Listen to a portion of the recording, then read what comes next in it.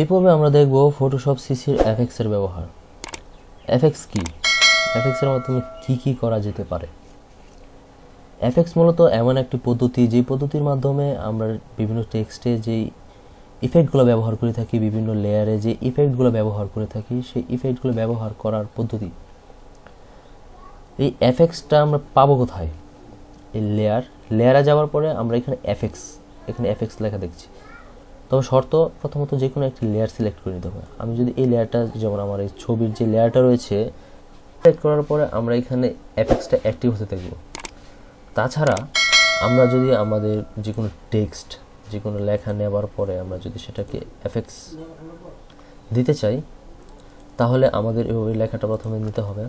নেওয়ার পরে মনে করেন লোডের স্পাম যেটা রয়েছে সেটাই থাক, লেখার আমি চেঞ্জ করলাম না। মনে করেন এই লেখাটা এখানে রয়েছে, এই লেখাটা এফএক্সের মাধ্যমে আমরা স্টাইল দিব। তারপরে দেখুন ব্লেন্ডিং অপশনে ঢোকার পরে মূলত আমরা এফএক্সের ভিতর প্রবেশ করব। এফএক্সে যাওয়ার পরে আমাদের যেটা করতে হবে, আমাদের যে লেয়ারটা রয়েছে সেটা তো আমাদের সিলেক্ট করাই আছে। এখন আমরা এখান থেকে কালার ওভারের মাধ্যমে আমরা এই লেয়ারটাতে কালার দিতে পারবো। যেমন আমাদের যে টেক্সটের যে লেয়ার রয়েছে সেটাতে কালার দিতে পারবো। মনে করেন আমি লাল কালারই দিলাম, দেওয়ার পরে এভাবে লাল কালার হয়ে গেল। এখন এটাকে আমরা স্ট্রোক দেব। স্ট্রোক বলতে লাল কালারটা বাহিরের দিক বা ভিতরের দিকে আমরা একটা স্ট্রোক দেব। স্ট্রোক দিলাম, স্ট্রোকটা এখানে রয়েছে দেখেন ইনসাইড পজিশন, এটাকে আমরা আউটসাইড করব যাতে বাইরের দিকে হয়। এবং স্ট্রোকটার কালারটা আমরা চেঞ্জ করে সাদা করে দিলাম যাতে সেটার সাথে কন্ট্রাস্ট হয়। স্কেলের মাধ্যমে স্ট্রোকের সাইজটা বড় করলাম, দেখেন বাইরের দিকে একটা স্ট্রোক পড়ে গেল। স্ট্রোকটা মূলত আমরা বিভিন্নভাবে নিতে পারি। এখানে রয়েছে গ্রেডিয়েন্ট প্যাটার্ন।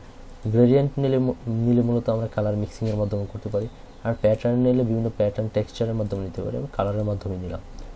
নেওয়ার পরে দেখেন এখানে রয়েছে ড্রপ শ্যাডোর মাধ্যমে আমরা কী করি? ড্রপ শ্যাডোর মাধ্যমে আমরা এটাকে জেনুইন ফিল দেওয়ার জন্য একটা শ্যাডো ব্যবহার করতে পারি। শ্যাডোটা অপোসিটে বাড়িয়ে দিলাম। ডিস্টেন্স, কতটুকু দূরত্বে আমরা এই শ্যাডোটা দিই, দেখেন লেখার নিচ দিয়ে একটি শ্যাডো করছে। এবং এটার অ্যাঙ্গেলটা কত দেবো, মানে এই শ্যাডোটা কত ডিগ্রি অ্যাঙ্গেলের শ্যাডোটা দেবো। এখানে 135 দিলাম আমি, দেখেন এইভাবে একটা শ্যাডো পড়লো। এখানে স্প্রেডের মাধ্যমে সেটাকে আমরা বৃদ্ধি করতে পারি এবং সাইজের মাধ্যমে সেটাকে আমরা ছড়িয়ে দিতে পারি। দেখেন ছড়িয়ে দিলাম। আর এখানে আমরা শ্যাডোটাকে বিভিন্ন ফরম্যাটে নিতে পারি, যেমন মাল্টিপ্লে, কালার বার বিভিন্ন রয়েছে, সেটা মাল্টিপ্লে থাকা এটাই বেটার হয়। ভিজুয়াল অ্যাম্বুশটা কি? আমাদের লেখাগুলো অনেকগুলো দেখা যায় যে পাইপ হয়ে যায়, এমন গোল লাগে, বিভিন্ন তৈলাত্মক স্টাইল এরকম লাগে। সেটা করার জন্য মূলত আমরা ভিজুয়াল অ্যাম্বুশটা ব্যবহার করি। এটা অ্যাম্বুশটার কতটুকু ডিপ করে আমরা অ্যাম্বুশটা করবো সেটা দেখানোর জন্য আমি একটু জুম করে নিলাম। হ্যাঁ, এখন দেখেন এই ডিপটা বাড়ানোর পরে এটাকে হার্ডনেসটা বাড়ছে এবং হার্ডনেসটা কমছে। তাছাড়া রয়েছে এখানে সাইজ, এটা কতটুকু সাইজে হবে। তাছাড়া এখানে এটাকে সফট হবে না হার্ড হবে। এখানে অ্যাঙ্গেল রয়েছে, এখানে অ্যাঙ্গেলটা যদি আমি বাদ দিই, এখানে যদি 75 দিই, তাহলে এটা একটু তেলতেলে ভাব আসে। এটা ডিপটা একটু কমিয়ে দিলে দেখেন, এটা সাইজটাকে একটু কমিয়ে দিলে সেটা একটু তেলতেলে একটা ভাব আসে। সফটনেস বাড়িয়ে কমিয়ে দেওয়া যেতে পারে, সেটা কোনো বিষয় নেই। দেখেন তাছাড়া রয়েছে এখানে অপাসিটি।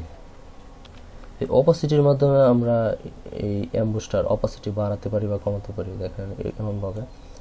তারপর এটা ছিল আপনার সাদা যেটা রয়েছে আপনার যে স্ট্রোকটার এই দিকটায়, অ্যাম্বুশটার এই দিকটায় যে সাদাটা রয়েছে সেই সাদাটার অপাসিটিটা। তাছাড়া রয়েছে এখানে রয়েছে আপনার ব্ল্যাক, নিচে যে শ্যাডোটা পড়েছে ওই ব্ল্যাক অংশটা। তারপর এখানে রয়েছে আপনার গ্রেডিয়েন্ট ওভারলিটা কি? কালার ওভারলিটা বাদ দিয়ে দিতে হবে। গ্রেডিয়েন্ট ওভারলিটা মূলত একটা সিস্টেম যার মাধ্যমে আমাদের মিক্সড কালার হয়। মিক্সড কালার বলতে আপনার দেখেন এদিকে কালারটা ডিপ, এদিকে কালারটা লাইট, ডিপ থেকে লাইট। এখন এটাকে কালার চাইলে আমরা আরও ঘোরাতেও পারি। যেমন আমি লাইটটা মাঝখানে দেওয়ার পরে আমি এই সাইডে আবার এই ডিপটা নিয়ে দিলাম। এটার অ্যাঙ্গেলটা চেঞ্জ করতে পারি, স্মুথনেস চেঞ্জ করতে পারি, সবই করতে পারি। যেমন এটার অ্যাঙ্গেলটা একটু চেঞ্জ করে দিলাম, দেখেন অ্যাঙ্গেলটা চেঞ্জ হয়ে গেলো। তারপরে মনে করেন এটার অপোসিটিটাও বাড়ানো যায়, কমানো যায়। এখানে রয়েছে আপনার রিভার্স দেওয়ার পরে এটা ঘুরে যাবে। এখানে এভাবেই কয়েকটা স্টাইলের মাধ্যমে করা যায়। তাছাড়া নিচে রয়েছে আউটারগুলোর মাধ্যমেও আমরা গ্লো দিতে পারি। যেমন স্ট্রোক দিয়েছি, সেটা স্ট্রোক হবে না, সেটা গ্লো হয়ে যাবে। যেমন স্ট্রোকটা বাদ দিয়ে দিলাম, এখানে গ্লোটা, এখানে ব্লেন্ড মোডটাকে নর্মাল করে দিলাম, অপাসিটিকে 100% করে দিলাম, নয়েজটা 0 থাকলো, এটাকে একটু ছড়িয়ে দেওয়ার জন্য স্প্রেড করে দিলাম এবং সাইজটাকে একটু বাড়িয়ে দিলাম। দেখেন সেটার সাইজটা একটা গ্লোয়িং একটা ভাব চলে আসলো। এখন ড্রপ শ্যাডোটা বাদ দিয়ে দিতে পারি, একটা গ্লোয়িং একটা ভাব আসলো, ড্রপ শ্যাডোটা বাদ দিয়ে দিলাম। তাছাড়া এখানে রয়েছে আপনার ইনার গ্লো, ইনার শ্যাডো, এগুলো মূলত ব্যবহার করা যায়। ইনার শ্যাডো দিলে ভিতরের দিকে শ্যাডোটা পাবে, ইনার গ্লো দিলে ভিতরের দিকে গ্লোটা হবে।